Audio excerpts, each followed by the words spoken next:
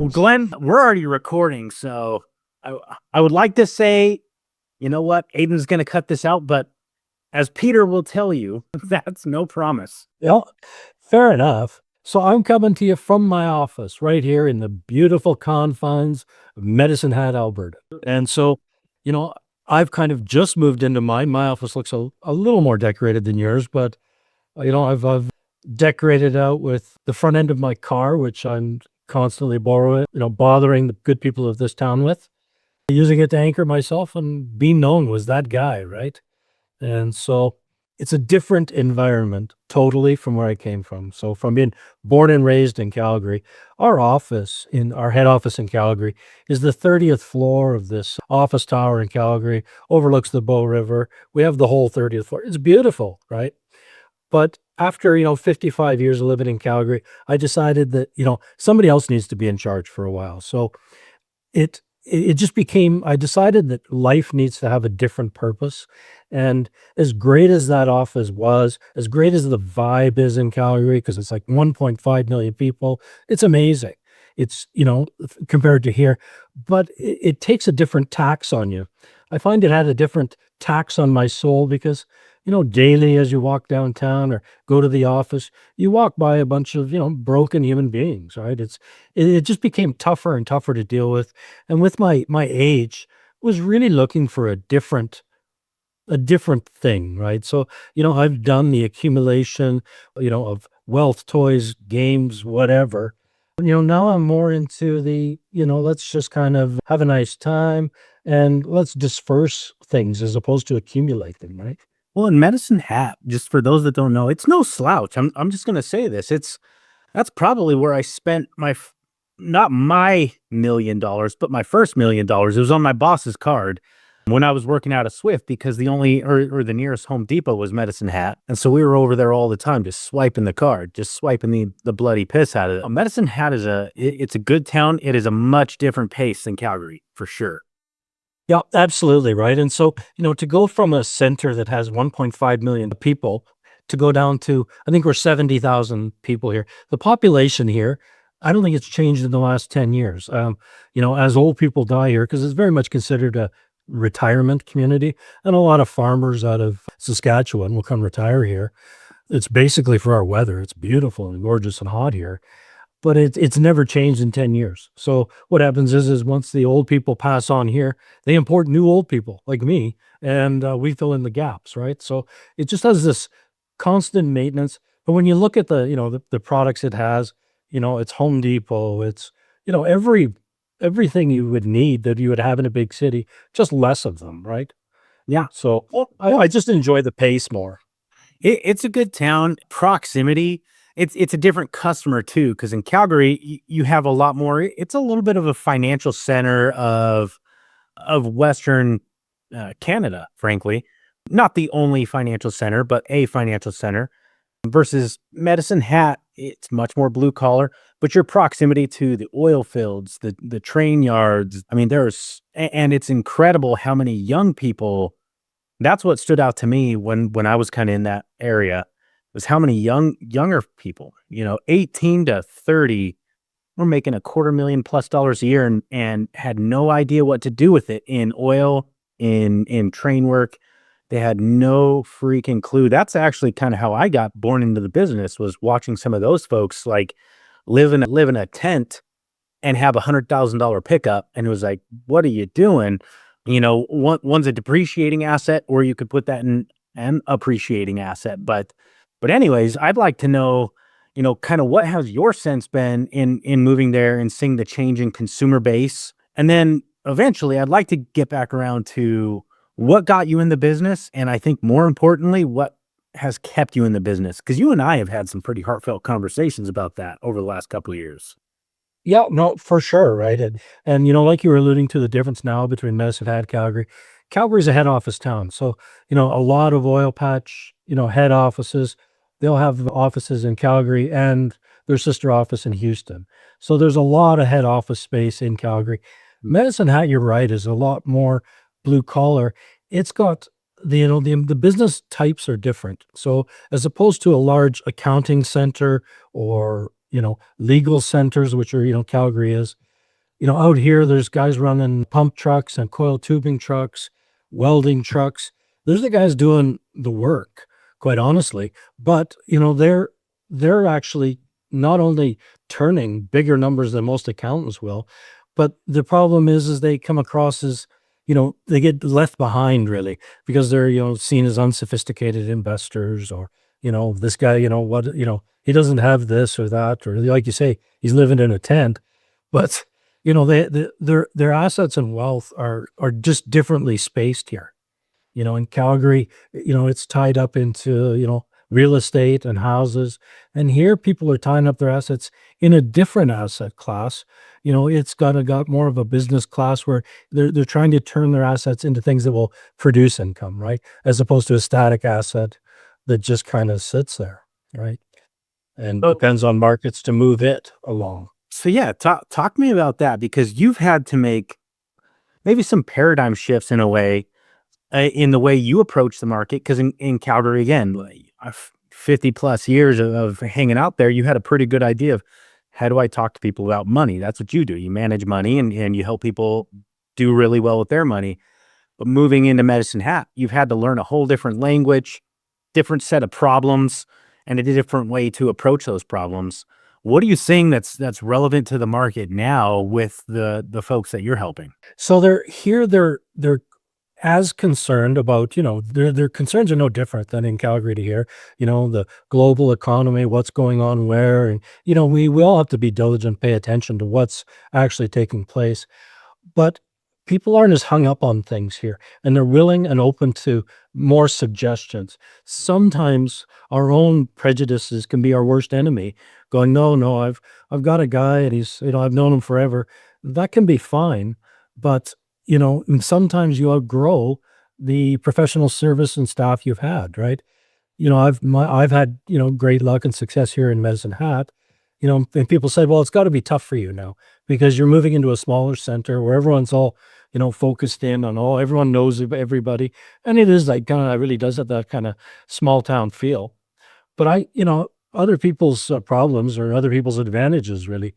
When I go talk to somebody and they go, yeah, no, I've been dealing with Billy Bob over here and he's been doing my stuff forever. I go, well, I said, that's fine. I said, you've known him for quite some time.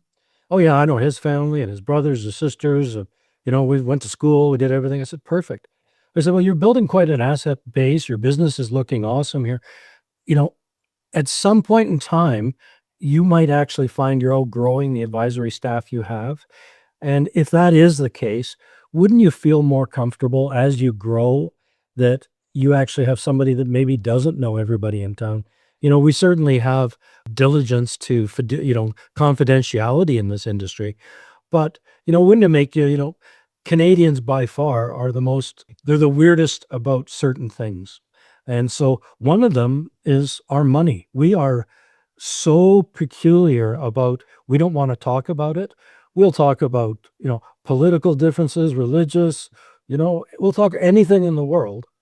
But you start talking to somebody about money and you can just watch them kind of shrink down, their arms come in, that they're just not open. They're just not comfortable. And it's a weird dichotomy. I think it's different in the US that, people go, yeah, it's just money, I'll get more, or I don't know. But Canadians have a strange thing. So, people that say I was challenged by moving to a smaller center, I think it's a benefit, to be honest with you. I've been playing it off as a benefit, going, well, there's, at least with me, there's no risk of me telling everybody. I don't really know everybody. So, you know, it's what you make out of it, really. No, I think it really is. I think a lot of your success in shifting demographics and geographics has come down to the fact that Glenn, you're a real dude. You're very sophisticated and great at what you do, but you're a real dude. I remember the first time you came and hung out with me at one of the events I put on. You're like, "Hey, I know you used to be here. I know there's some things you probably miss. What is it?" I was like, "Oh shit. Well, like coffee crisp and wine gummies and and I mean, I don't know how you got them in the States, probably a balloon shoved somewhere, but you smuggled me down a whole bunch of candies and I don't know, it was just a really cool moment. But you've got the car, you've got, all these things you do. You're a very real person outside of just finance, insurance, right? And I think that probably plays into it. So, would like to talk about that a little bit, if you don't mind. Where did Glenn start? Because I guarantee 12-year-old Glenn was not like, by golly, I'm going to do finance and insurance when I grow up. That's so cool. But 12-year-old Glenn probably was like, hey, I'm going to build this really sweet car when I get older, when I finally have the money. And you've made it happen. And so, would you mind talking about that a little bit? What did you want to be when you grew up back then? How did you get to where you are now? And what things had to transpire for you to be able to say, okay, well, this piece of my past life, I'm going to make sure is part of my present. Yeah, no, fair enough, right? And those are awesome questions, Carson. I really appreciate it. As a Canadian, wasn't everybody's goal to play in the NHL? It was my dreams to play in the NHL, right? And I played competitive hockey right up till 18, right up into junior. Is it still too soon to talk about that last game at the Olympics? Hey, you know what? That's the Olympics. It's not real hockey. Hey, It's okay. It's a little too soon, but but I appreciate this question, and I actually because I don't think anybody wakes up when they're 12 goes, you know what, that insurance that looks like something cool. I should really do that, right? Because it's just nothing anybody ever really wants to do. I think me, you, and four other idiots are the only ones that think insurance is cool. We're a pretty select breed of, people for sure. But I'm going to take you down a little bit. I don't know how much you know or whatever. Maybe this will be new to you, maybe not. I want to know it all. You tell me all the weirdest things because then I can hold it against you later. So Yeah, well, exactly. Let me just get on the couch here and hit the rabbit hole. but my path into financial services, it definitely wasn't traditional, right? So it just wasn't, any part of my experience, wasn't surrounded with it, didn't have anybody that I even knew in it. So a little tale is, where it started is I did what everyone is told to do. And what are we told to do? We get out of, graduate through high school, right? Go on to university if you want or whatever. I didn't know what I wanted to do yet. And then, we do the regular things, right? Find a pretty girl and marry her, buy a house, have children, maybe open a business, do those things, right? So that's what I did, right? And so I started, years and years ago, I started a vending company. I owned a vending company in Calgary, and it grew into one of the second largest one in all of the city, right? Which is pretty good. And my wife at the time, she had a very successful career in doing radio advertising sales, which, so between the two of us, we lived a pretty good lifestyle. And then we had a young son, right? Throw in the mix just because, they're fun to chase around and like to go to ball games with, right? And so, like most entrepreneurs, right? The business, I turned it around. It was, making great progress. The plan was really simple. I was going to build this business to then sell it one day, and that would fund our retirement. And wouldn't that just be it was a perfect plan, right? Really, what can go wrong? Well, what happens is of course life throws a curveball, right? So my wife was actually diagnosed with an extremely rare form of cancer, and our son was only like 13 at the time.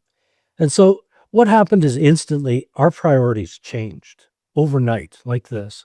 So instead of focusing on the business, because what I built is, a business, but the business was very dependent on me because I was, I did the sales or I did the computer work. I did a lot of the things. I had employees, but I was still holding too many of the cards, right? And so we instead decided that, instead of focusing on growing the business, we decided that we should just focus on, family time and spending time together. So I ended up selling the business. And, unfortunately at the time, the market wasn't ideal. Isn't that funny how life works? It doesn't make you do things at the proper time. It's weird how that is. But it didn't matter because spending time together was more than worrying about maximizing the sale price, right? And so she battled cancer for like 4 years. And during that time, we traveled lots. We went to the Bahamas. If you ever want to take the kids out to that water slide at Nassau, it was awesome. I got shin splints from walking the 20 acres. It was great. We went to the Grand Canyon. I've got some pictures. I got a picture of the sunrise. It says, I had it on my Facebook. It says, the sun rises in over the Grand Canyon. And I got a picture of my 13-year-old son in the bed. The sun doesn't rise in the Grand Canyon. So, kind of a fun thing. But we just tried to do as many things as possible just to create, the memories and the time, right? So eventually our health declined a little bit more and, we started staying closer to home. I took a job selling motorcycles because, well, what could be, motorcycles are fun. I thought it was going to be, this is like living in Disneyland, for God's sakes. This is going to be awesome because I like motorcycles, snowmobiles, ATVs, anything with motors and fun. I was all over it. And so I did that, and we always laughed. Even the owner of the place goes, "Why are you here? Like, you're too qualified to be here." I said, "Well, I don't know. I'm just taking up time. I couldn't, knowing I can't devote myself to any businesses or get started. I said, I'm just kind of being present and providing, right? That's all I was looking to do, right? So so when she finally passed away, I found myself in the position that, many people unfortunately face, and that's trying to figure out the financial future while raising a teenage son. We went from two incomes, one kid, to one income, one kid. And now the interesting thing with that is what surprised me about that is that despite being I was a business owner before, she had a heavily successful, career in radio sales. We're really what I would consider extroverts. Like, we were out talking to people, doing events. We were everywhere. Do you know that no one ever bothered to try and sell us life insurance? Not else. And so while all this happens, so we've got our group policy that she had at work, which is 1.5 times her salary. And that's what I'm left with to try and one income and raise a child up. And so, that experience really changed the direction of my life. So it pushed me because now I had to. It's not just me. I had to start learning, about financial strategies, insurance, investments. We were no longer have a team of people, not two people working on something. It was me and it was up to me. And so I had to figure it out, right? And so, that's what got me into, learning about financial strategy, insurance, and how important it is. And it eventually started my career path down exit planning. So I've since gotten my CEPA designation, which is Certified Exit Planning Advisor. Today I work primarily with business owners who are preparing to either transition or sell their companies. My goal is to actually help business owners not be where I was and to help them maximize the value that they're built in their businesses, reduce taxes, and most importantly, make sure that their families are protected if life does take that unexpected turn, right? So because the truth is life does happen. It happens to everybody. It happened to me. It could happen to anyone else. And when it does, the planning that you've done or haven't done, either one of those makes an enormous difference as to the outcome. And so, having that as a motivator or driver is so strong and so powerful, right? And it plays so well into, my transition into, exit planning for business owners, because I think that message resonates so strong because like I say, we were 40 years old on top of the world, right? The world got pulled out. Yeah, the rug pulled out from underneath you. There's so much to unpack there. I think what I want to start with is actually going back to a conversation you and I had. I was still living in Idaho, and you were feeling a little bit disgruntled, not disgruntled, but vocationally disturbed. Do you want to keep doing this? Because you were at a junction of, I could really call it quits now and be totally fine, or I could double back down and spend the next 10, 15, 20 years still doing it. And you and I had several pretty heartfelt conversations in that time. And at the same time, it was right before you moved to Medicine Hat and right after we were having all these conversations, if you remember. And I remember when you got there, you're like, man, I don't know anybody. How do I meet people? And it's like, well, what do you love?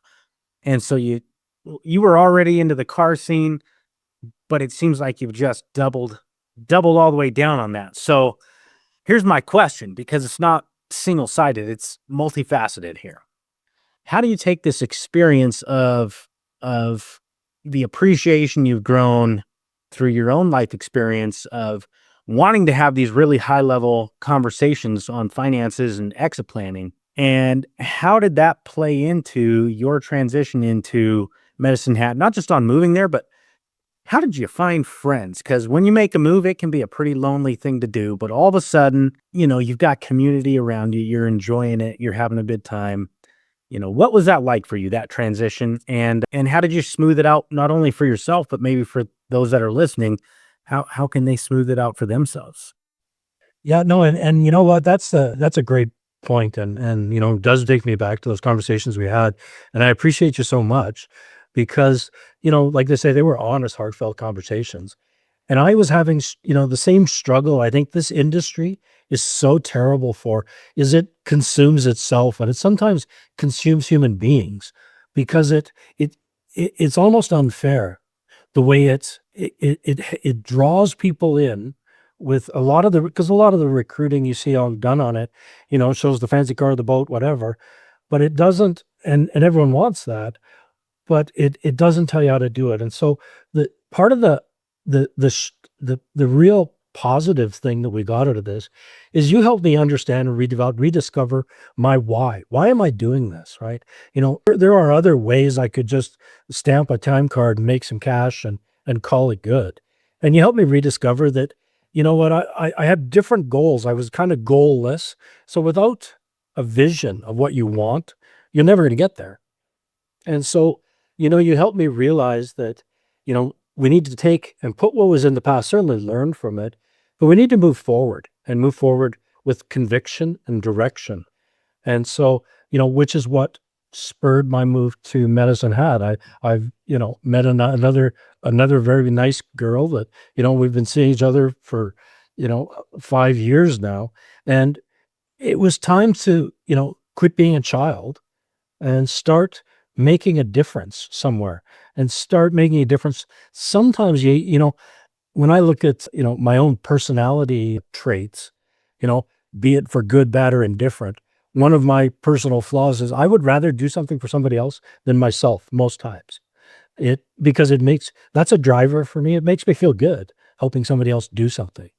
And so, positioning and understanding that was so great that when I decided and we worked together and we bought this house in Medicine Hat, now it was like a clean slate.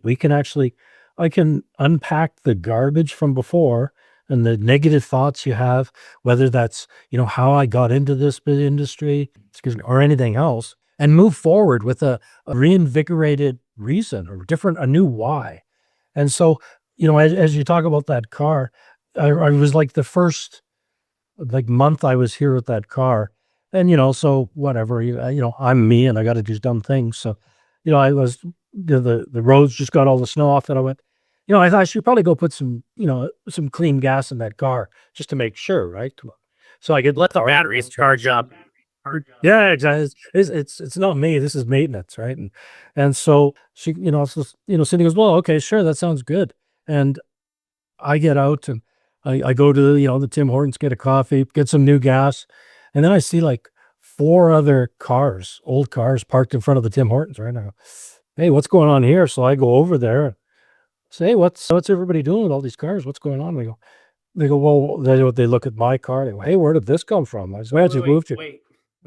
Were they like, well, we needed to charge up the battery, get some fresh gas in it? No, they go, oh no, we're just going on a cruise. And I said, oh. And they go, oh, are you doing anything? I said, oh no. Well, you should join in. Okay. So away I go and we go because I don't really know where I'm going. So now it works out well. I've got this guided tour, take me all these places all around Medicine Hat, people waving, looking, pointing at the old cars. It's great. And so I get this text, right? And it says, where are you? I said, well, actually, I'm not sure. I said, I'm lost. These guys wanted to go on a cruise and I get this, you're lost. I didn't even know you went somewhere. And I said, well, whatever, right? I thought you were just going to get gas. Well, things happen, right? Plans change, right? So, and that's, really, that's the fun of it. When I look at, on Wednesdays here in Little Medicine Hat on Wednesdays, there'll be 300 cars at the mall here on a Wednesday. And, I've ended up going to people's houses here through the car clubs and genre here, the car culture. And this guy, one guy's he's got like 10 cars in a quad city. He can't even drive them all. And that actually, kind of comes back into the whole, because that's, the whole exit planning for businesses. I'm looking at this guy, he's 80. And I said, these are great. I love these cars. I said, what are you going to do with them one day? So I don't know. I said, well, I said, if you don't know, you need to find out, because what's going to happen, and it's the same with a business. A lot of business owners will go, my son's going to take over the farm. My son's going to take over the mechanic shop, whatever. A lot of, if you don't have that discussion, that opportunity may not be there. So then what happens if you don't have a plan? Just like my story, is that life will solve for X. It doesn't put things on hold, And so I said, if you don't figure out what you want to do or want to happen, it's going to happen by itself. Meaning, these are assets. And so when you pass, these are going to, you plan to give them to your, children or whatever. Yeah, no, I'm going to give them that. I said, that you have like $700,000 worth of cars here. Yeah. I said, do your children have $200,000 or $300,000 sitting around? Well, no. Well, how are they going to pay the tax on it? This is not. He goes, well, what do you mean? People don't understand that, dying doesn't get you out of taxes. Yeah, It's one of the, step up in basis, and I mean that's what we call it here in the States, but I'm not sure what y'all call it in Canada. probate up here, right? So it's interesting you mentioned that. I worked a case. God, it's been almost 10 years now, probably 8-10 years, with a client out of St. George, Utah. Very similar situation. He had, I don't even remember, 15, 20 cars. He didn't just have an Eleanor Mustang. He had the Eleanor Mustang, which there was several, but there was one surviving out of the film. And he had that one surviving out of the film. There's been a lot of lookalikes and copies built over the years. He had a 56 Chrysler New Yorker, full blown. I mean, he spent so much money rebuilding that engine that he paid Chrysler to run a one-off run for crank bearings on that old Crossfire Hemi, just so that it could be all original, all parts matching still. Because he didn't want to you couldn't get anything OEM, and he didn't want to put aftermarket bearings in it. He wanted 100% parts matching, rotisserie restoration. We had that car at the time I was doing property casualty as well. And we had that car insured by itself for like $400,000. It was stupid. And had a similar conversation with him. What are you going to do with this? What we ended up doing, Glenn, is we actually sold him a life insurance policy. That policy costed about 1/2 of 1/100th.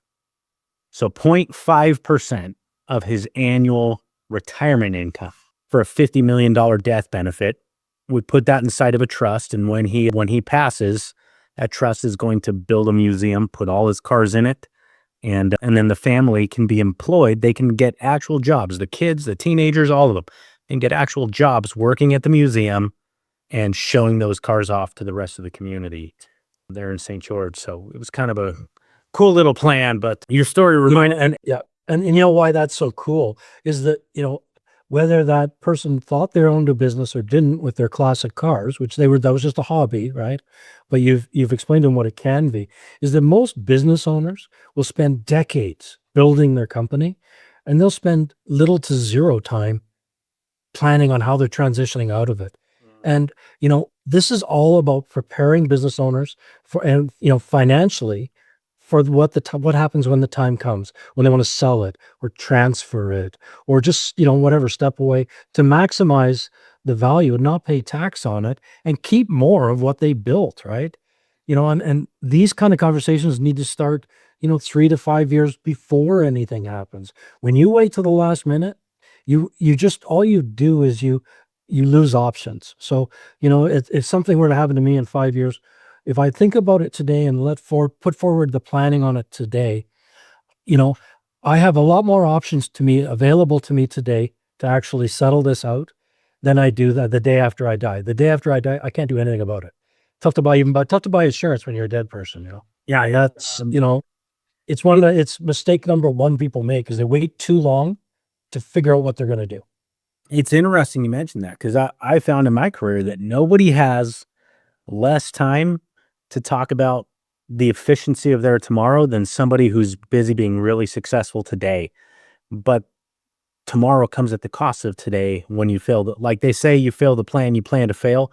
It is never more true than when we talk about exit planning. So, Well, do you have? and yeah, when we look at farmers too, right? So my uncle's a farmer. We've had a farm in Alberta 5 generations now. We get a plaque this year for 100 years of the family farm. And so when I was talking to him about, how are you going to do this, and how are you going to move the farm, and they don't understand. Farms used to be, just was somebody had a quarter section, grew corn on, and that's it, right?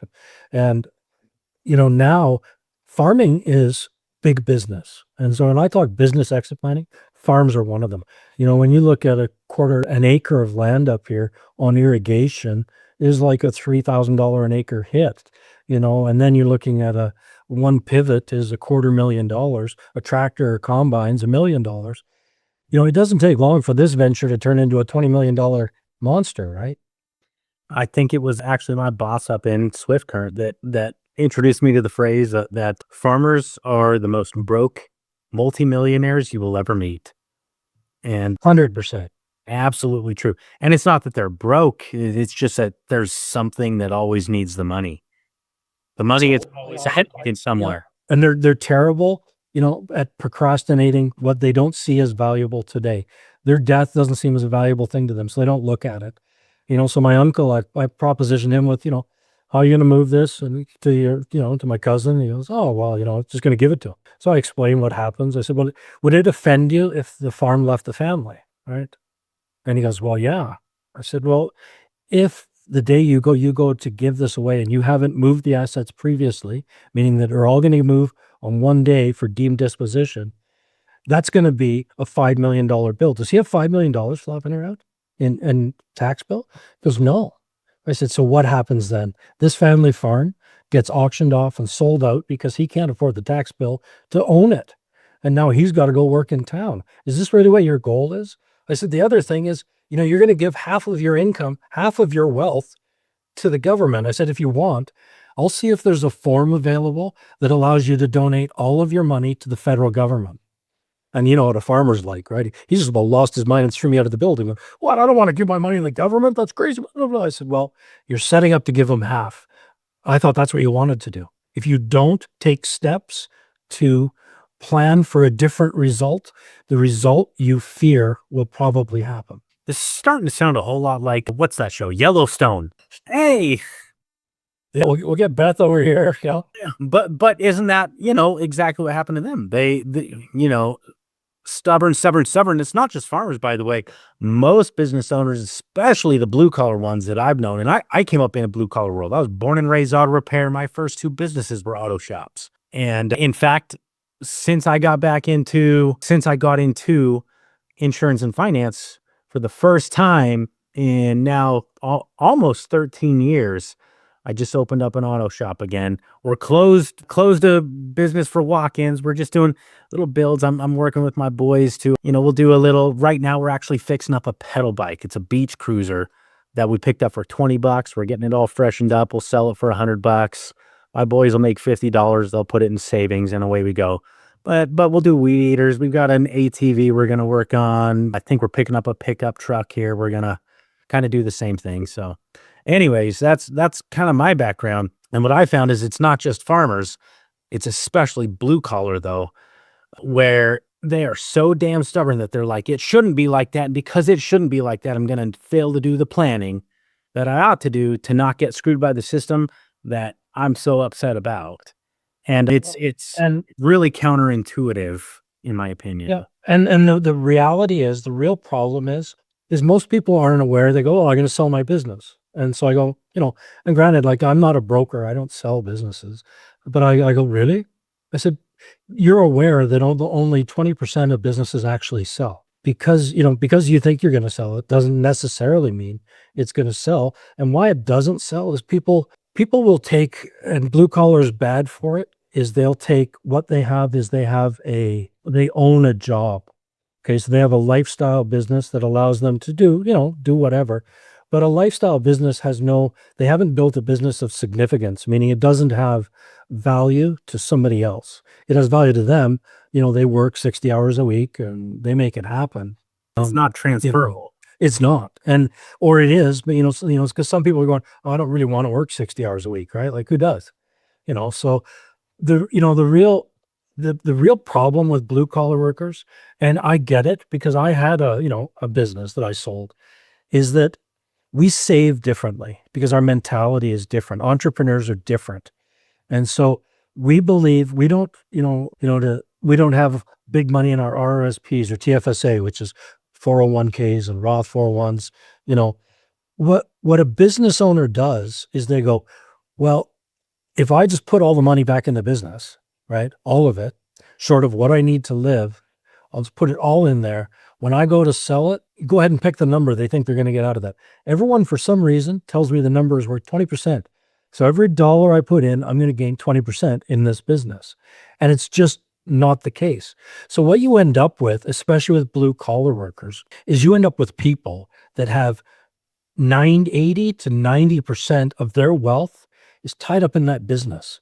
So if you don't engage an exit planner, or somebody to help you unlock the value of that, to show you how to get that money out, what you are doing is, if we don't help people get out of those businesses, is we're creating more people working at Walmart, right? We've seen them, the greeters, they're not there because they want to, they're there because they have to. And this is somebody, not to be, that just, they assumed that they would just, oh, I'll just sell the business. And it's not that easy.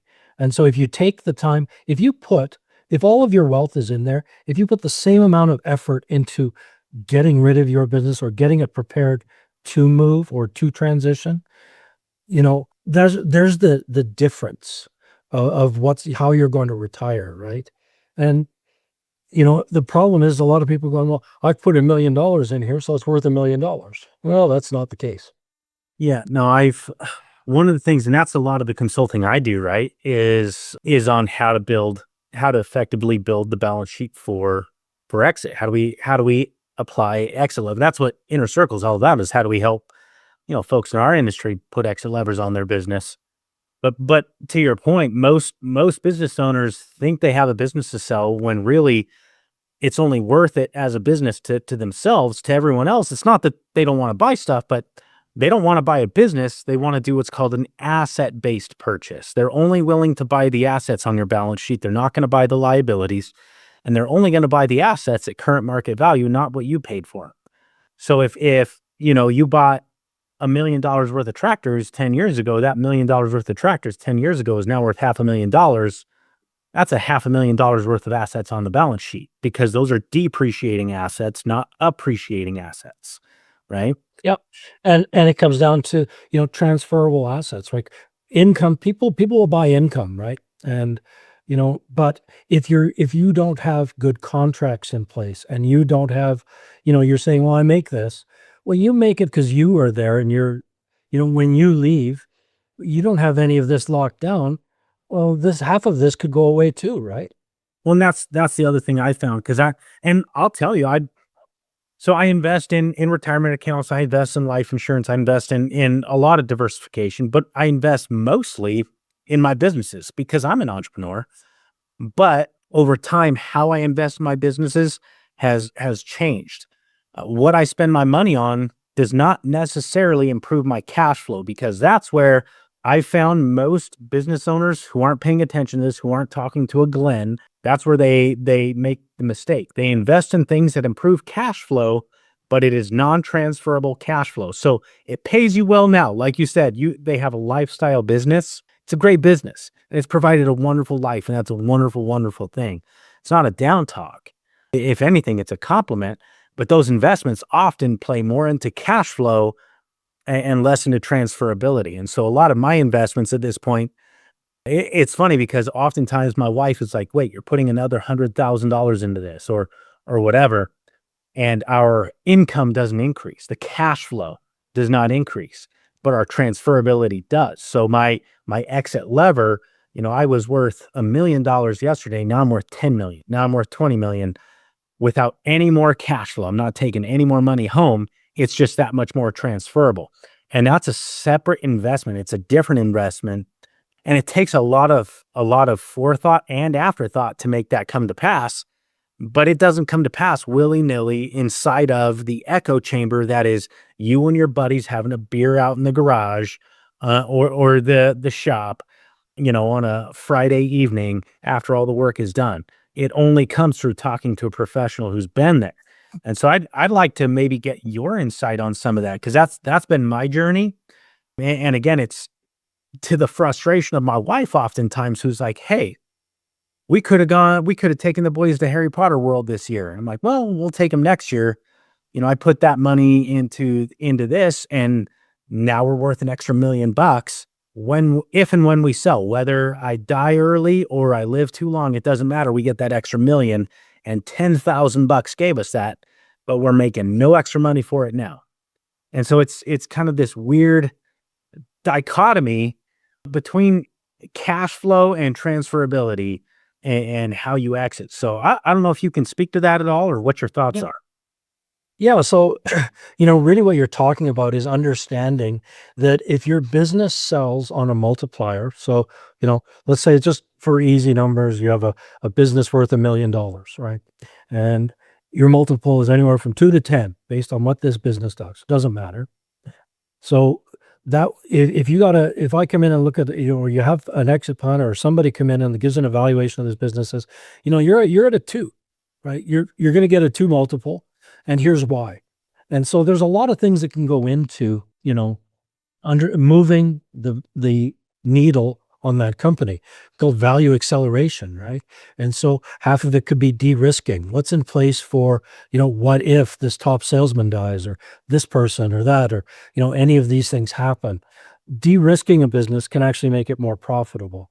Understanding just the people capital inside a business, and then maybe, understanding that the owner should probably, it's how I drop some of this stuff and I hire a COO or a CEO or a CFO, and I quit trying to do everything, because now it's less. And so you're doing less, but the company actually has a higher value because it is more stable. And then the final thing is, I've actually seen business owners who get to the 11th hour of a deal, right? They got a broker, they've done everything, the due diligence is passed. They're right at the day they're going to get the check, and they find a way to make it go south. They make it go sideways and lose the deal. You know why? It's because it's ego. And so the other half of the things I do is I help people get to the new level, right? Because all of a sudden, if you are used to working 60 hours a week, you've done it for 30 years, you sold your business, you wake up Monday, what does that look like? You can't turn off what you have trained your body, your mind, and everything to do for 40 years. You can't just do that. And so, business owners, they go, well, I'm going to golf. Well, you can't golf that much. Your arms will fall off. Like, you need to have a realistic plan. Is your plan, like, do you have philanthropic goals? Do you have a hobby you'd like? Tell me what that looks like. And so half of it is like, I'll go in and I'll talk to the business owner's wife, children, everybody that's around, and let's get to the real bottom of this, the real meat of the potato. Because, in order for this to be successful, there's statistics that show that 75% of all business owners after sale, 1 year after sale, are disappointed they did it. They're disappointed because they didn't know what retirement looked like, and they didn't know what they were going to do next. And so if you can actually make the deal go forward, have it so it doesn't go sideways, you've given somebody a full financial audit of their wealth and what that looks like in the retirement. You've gone through going, well, how much do you need to spend in your retirement? What do you think that is? Let's look at the gap, see if there's any wealth gap in this business that's not going to fund the dreams you have. And now let's actually talk about, what does your personal retirement look like? And I think engaging a professional that'll take you down all of those steps, hand by hand, to help you get there. And if he can move the needle from, remember we were talking about a business that's a 2 multiplier, and he can get, the owner readiness is part of the business. It's part of the score. And if you can get that business from a $2 million sale to a $5 million sale, is it worth paying a professional to help you get there? I think so. This is your largest asset. This is the asset you plan to use to fund your retirement. You need to work as hard on getting out of this as you did at building it. Glenn, you're a sharp cookie. I think anybody who is willing to actually sit down and talk with you is fortunate, and they'll benefit from it. And not just because you're a sharp cookie at this business, but because, like we talked about before, you're a human being, and even if you don't earn them as a client, you'll keep them as a friend. And that's something I've come to know and trust about you. I know we're kind of wrapping up on time here, and I want to be respectful of your time. So I have some rapid fire questions I want to throw your way if you're willing to field them. Let me get my bat out. Well, wait, Canada didn't do well in the baseball either. Hey. Hey, that's Olympics. Doesn't count again. You know, It's been a rough World year. Baseball Classic. It's been a rough year. But Yeah, but you know what? When I've looked at what's happening in the world, like you guys are looking for ID for people in New York to learn how to shovel. In Canada, like you're born with a shovel. We know how to shovel. So I was telling Peter Wood, we still got you boys on shoveling. I guarantee it. hey, well, and no doubt, you as long as you can provide ID, maybe you come down and you do some shoveling down here. Hey, whatever. If it helps the common good, I know. No. What is the most fun thing you have done? What is the most enjoyable part of your life in the last 24 months? Last 24 months it's a little before 24 months as I finished that car. So, you know, the people that are talking, you know, maybe you could look up on YouTube. Tell everybody about the car, because we've talked about it. Tell us about the car. Well, it's the front end of this thing behind me. It looks like it's running my head over. It's 1957 Chevy. I've actually got a guy actually did a YouTube walk around this car. No, 150 base model. LS3 out of a Corvette. It moves along pretty good. But I owned this car. So I told the story on this video, YouTube video. I'll share the link with you one day, Carson, and you can look at it. I first saw this car when I was 14 years old in Wassa Lake, BC. I remember to this day. This thing pulled up to we had a cabin out there, and this guy gets out, and this thing was bright red candy apple, you know, kind with the gold flake, about 1/4 inch size. Bright. It was loud, had those thrush turbo mufflers on there. It had, you know, that mirror reflective glass. This was the coolest damn thing I have ever seen. And so this guy gets out of the car and, like, I'm just ready to worship him as a god at this point. And I walk up to him at 14 going, you know what, Tom, if you ever sell this car, you let me know. Like, I'm 14. I can't finance gum at this point, right? And he just kind of laughs me off and goes, well, what happens is he takes his car and he goes back and, you know, as my story started before, as life happens. Well, life happens to him, but it's positive things, right? So, you know, at the time I was 14, he was like 23 or something. Well, he's just getting married. His girlfriend was pregnant. They were buying a house. He had to sell the car. So he calls me out of the blue going, look, I remember when you said, you know, to call you if you wanted to buy this car, because I stayed in touch with him. Right. And I said, yeah, I want to do it. So, you know, at the time, I think I was like 18. I had borrowed every dollar I could. You know, I was sold whatever I had and made, you know, everything I could to get this car. And because it was just the coolest thing, that memory will never leave me of what the first time I saw that car. So then I get this thing and I enjoy it, you know, and we drive it around for a couple of years. I'm 20 years old with not enough cash to run a classic car, but it didn't matter. I sold my daily driver. I daily drove it. Did it have the LS3 in it back then? Or? Oh no, it just had an old 350 in it, right? And Yeah.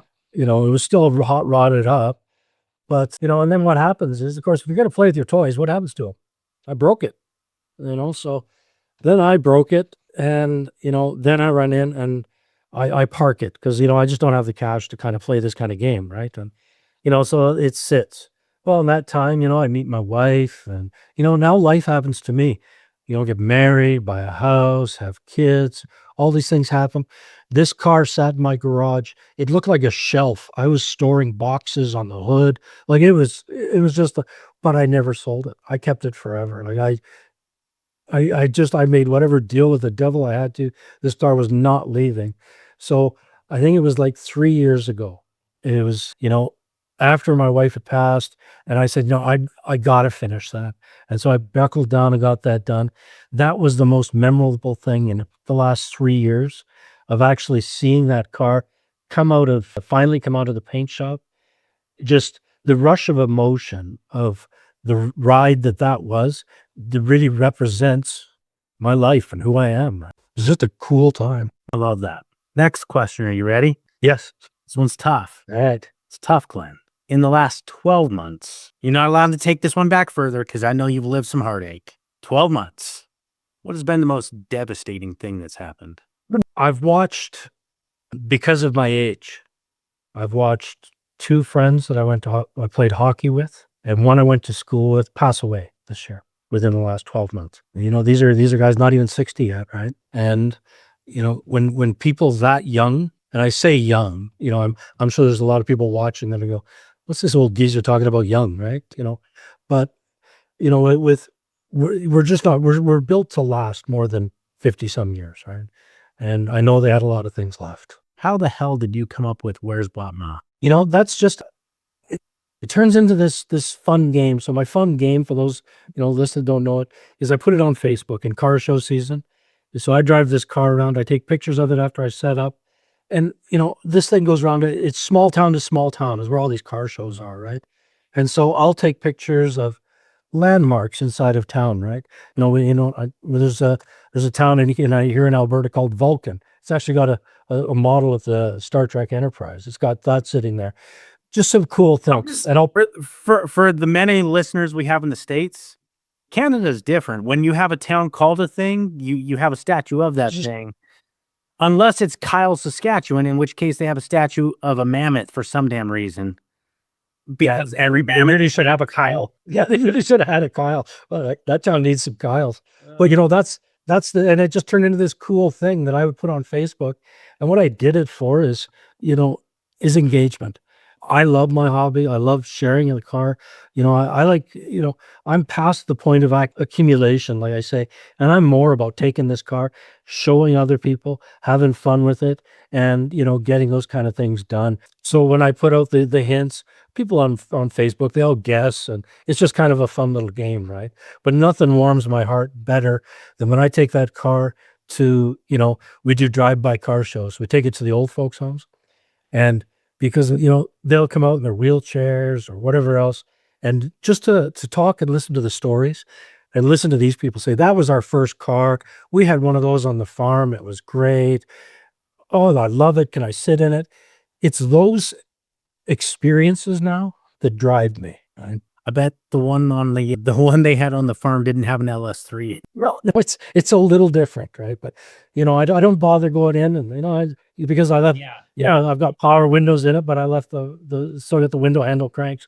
It's the memory, right? And cars have a different ability than human beings do. What it does is it breaks people down emotionally.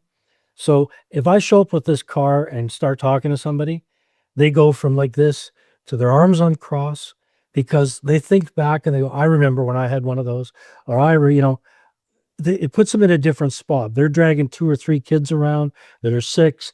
All of a sudden they go from being stressed. They have a smile. They go, "I remember when I used to hot rod cars. That was such a cool time." That's the difference, right? I love that. It's strange. I've traveled, you know, North America for sure. I've traveled a lot of the world doing what we do. And something about North Americans, US and Canada alike, there is no difference in between. At least with this thing. We love our automobiles. There is so much nostalgia. There is as much or more nostalgia attached to the automobiles in our lives than many other things for a good chunk of us. Some people don't give a shit. And you know what? Hey, whatever.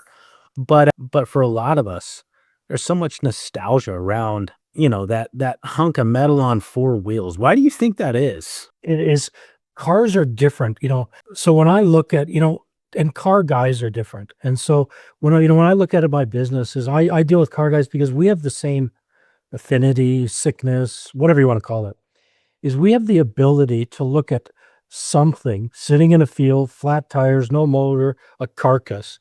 And we don't see that. In our mind, we see, you know, that could run again. I could make that a car.